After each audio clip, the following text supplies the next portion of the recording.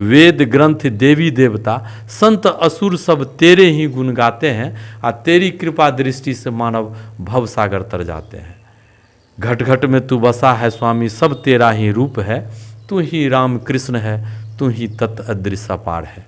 देखिए ये जो आपको ये दिख रहा होगा अदृश्य अपार फाउंडेशन जो लिखा हुआ है, ये पूरा नक्शा जो दिख रहा होगा, ये नक्शा कहीं और नहीं, ये वही नक्शा है जहाँ पर वृद्धा आश्रम बनने को तैयार होगा, बनने वाला है। ये आप देख सकते हैं ऐसा 17 रोड लिखा हुआ है। ये रोड के ठीक किनारे ये बिरोल गंडोल जो मुख्य मार्ग है उसके बीच में ये अवस्थित है, बनने वाला है। पूरी तैयारी भी हो चुकी है, इनका ज़मीन एक्वायर हो चुका है। इनके लिए ये कहिए कि सब कुछ तैयारी हो गई है। हालांकि गेहूं का फसल अभी है, उनके बाद कटनी के बाद शायद मिट्टीकरण का काम भी शुरू होगा।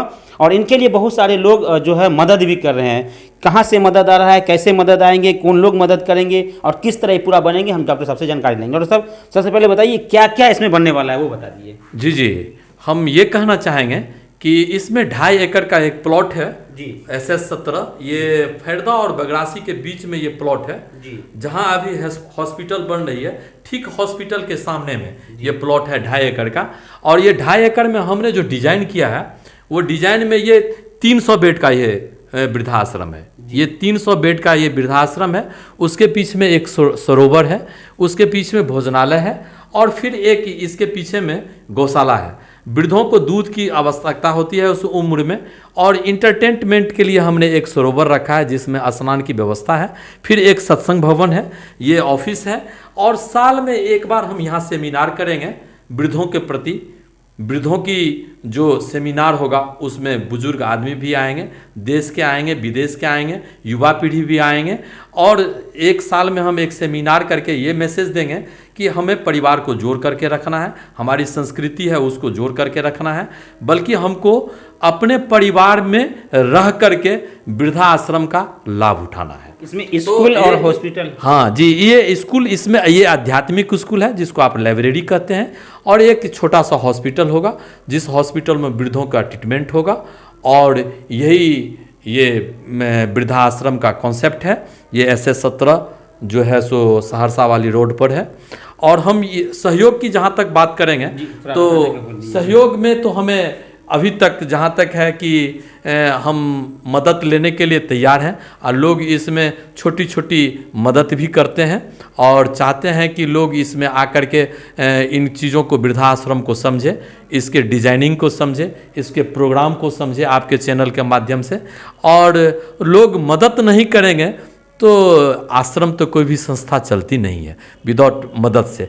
अभी जहाँ तक हमें सामर्थ्य है उस सामर्थ्य के माध्यम से हम इस वृद्धाश्रम को, आपके कार्यालय तक लोग कैसे पहुँचे, आपसे डायरेक्ट कैसे संपर्क कर सकें? ये बिरोल में स्टेशन रोड बिरोल में अदृश्य अपार फाउंडेशन का रेज्ड ऑफिस है, मुख्य कार्यालय है।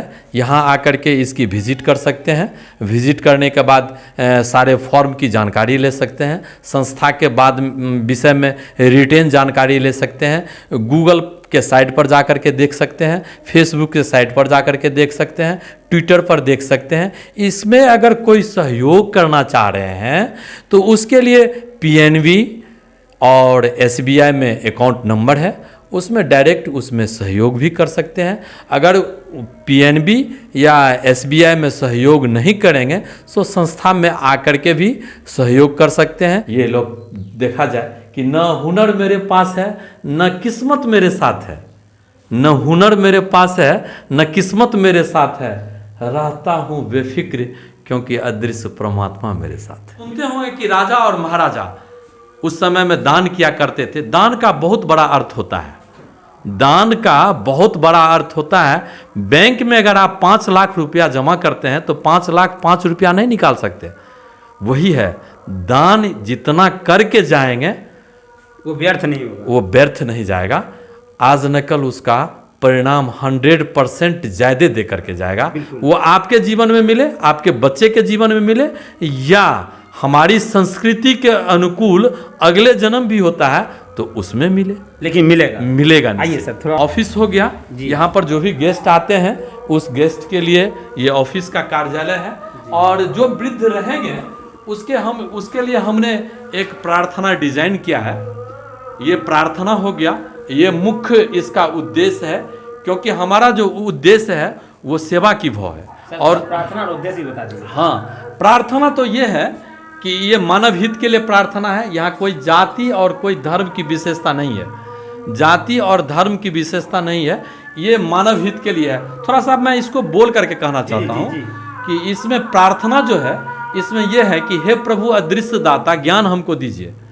परमात्मा अदृश्य है। अगर आप अध्यात्म से जुड़ेंगे, साकार ब्रह्म और निराकार ब्रह्म और अदृश्य ब्रह्म, आप कुरान शरीफ से अगर जुड़ेंगे तो कुरान शरीफ की एक बहुत अच्छी लाइन है, उसमें कहते हैं कि हाजिर हुजूर है और दिखता नहीं फिर भी यह नूर है।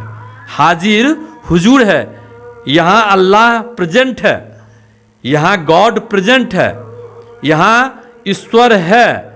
तो उसी के रूप में कहा कि हाजिर हुजूर है और दिखता नहीं फिर भी यह नूर है, क्योंकि दिखाने वाला चाहिए, जनाने वाला चाहिए, तब हम देखेंगे और तब हम समझेंगे।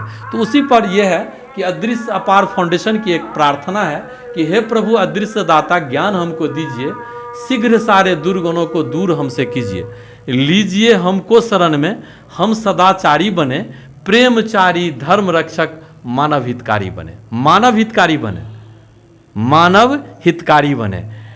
हम बच्चे नादान हैं दाता, भूल हमसे होगी, भूल को भूले समझकर माफ हमको कीजिए, हे प्रभु अदृश्य दाता, ज्ञान हमको दीजिए। निंदा नफरत ईर्ष्या का मन में भाव न बने, झूठ त्यागें सत्य बोलें, आपस में प्रेम का वरदान दीजिए, हे प्रभु अदृश्य दाता, ज्ञान हमको दीजिए।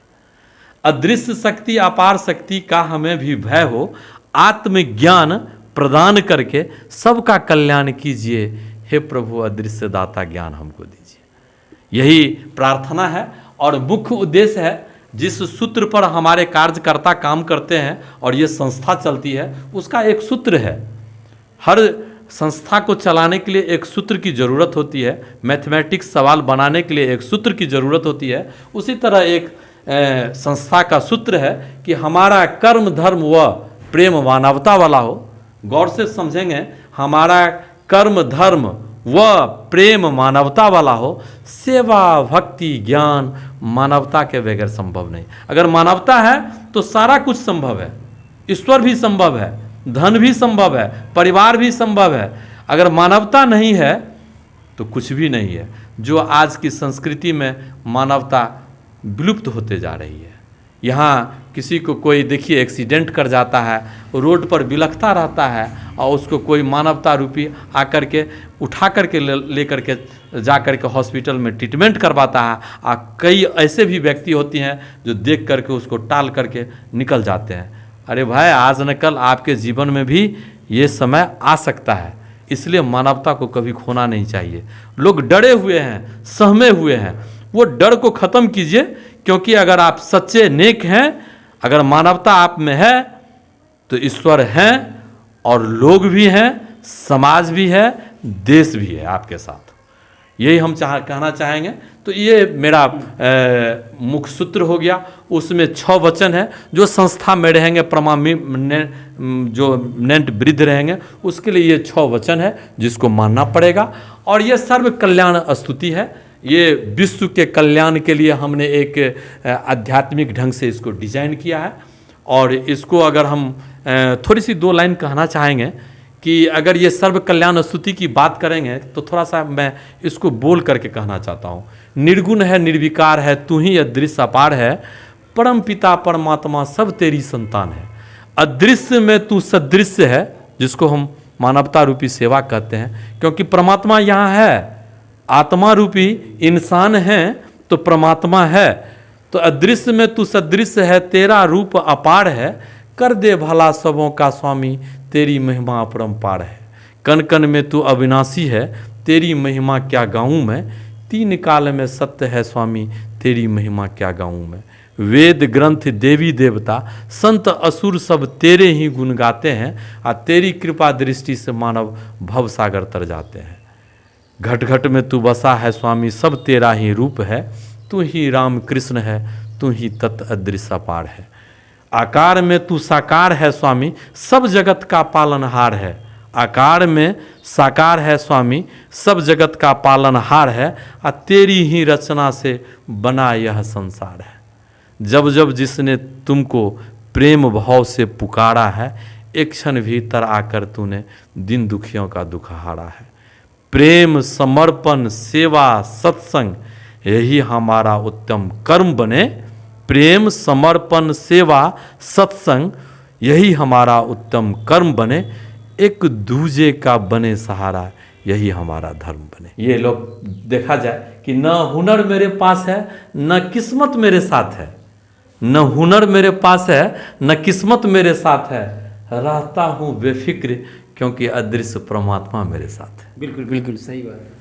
चलिए, आज हमारे साथ डॉक्टर श्री राम जी जुड़े थे और काफ़ी अच्छा लगा, काफ़ी कीमती वक्त मैं इनका लिया हूँ और मैं लगातार हमेशा की तरह एक बार फिर आप लोगों से अपील कर रहा हूँ कि इस वीडियो को शेयर कर दीजिए और आगे तक पहुँचा दीजिए, ताकि कम से कम बिरौल ही नहीं पूरे देश के लोग इस बात को समझें कि बिहार के अंदर दरभंगा जिला में कोई एक ऐसा व्यक्ति है जो इस समाज के इस काम को लेकर आगे बढ़े हैं। हालांकि अदृश्य अपार फाउंडेशन का क्या मुख्य उद्देश्य है ये आप लोग जान ही लिए। अदृश्य अपार फाउंडेशन के तहत जो वृद्धाश्रम बनना है, उनके लिए एक एक हाथ की जरूरत है, एक एक लोगों को आगे बढ़ने की जरूरत है और उनके लिए लगातार डॉक्टर साहब अपील भी